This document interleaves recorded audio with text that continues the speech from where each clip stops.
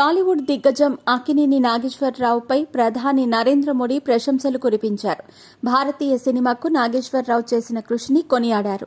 తాజాగా జరిగిన మన్ కీ బాత్ కార్యక్రమంలో ప్రధాని నరేంద్ర మోడీ అక్కినేని నాగేశ్వరరావుపై చేసిన వ్యాఖ్యలకు సోషల్ మీడియా వేదికగా స్పందించిన టాలీవుడ్ హీరో నాగార్జున ధన్యవాదాలు తెలిపారు.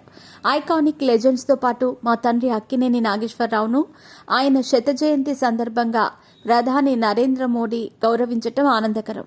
ఏఎన్ఆర్ దూరదృష్టి, భారత సినిమాకు ఆయన చేసిన సేవలు తరతరాలకు స్ఫూర్తి అని నాగార్జున పేర్కొన్నారు. కాగా ఏఎన్ఆర్ తన 7 దశాబ్దాల కెరీర్లో తెలుగు సినిమా అభివృద్ధి విజయంలో కీలక పాత్ర పోషించిన అనేక బ్లాక్ బస్టర్లను అందించారు.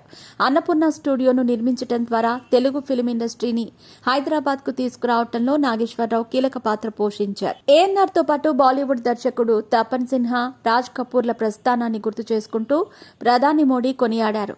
అక్కినేని నాగేశ్వరరావు తెలుగు సినిమాని మరో స్థాయికి తీసుకెళ్లారని తెలిపారు. ఆయన సినిమాల్లో భారతీయ సాంప్రదాయాలు, విలువలను చాలా చక్కగా చూపించేవారని ప్రశంసించారు. మరోవైపు తపన్ సిన్హా సినిమాలు సమాజానికి కొత్త బాటలు వేశాయన్నారు. రాజ్ కపూర్ తన సినిమాల ద్వారా భారతదేశంలోని సున్నితమైన అంశాలను ప్రపంచానికి పరిచయం చేశారని ప్రధాని మోడీ పేర్కొన్నారు. భారతీయ సినిమా రంగం వైపు ప్రపంచ దేశాలు చూస్తున్నాయని అన్నారు.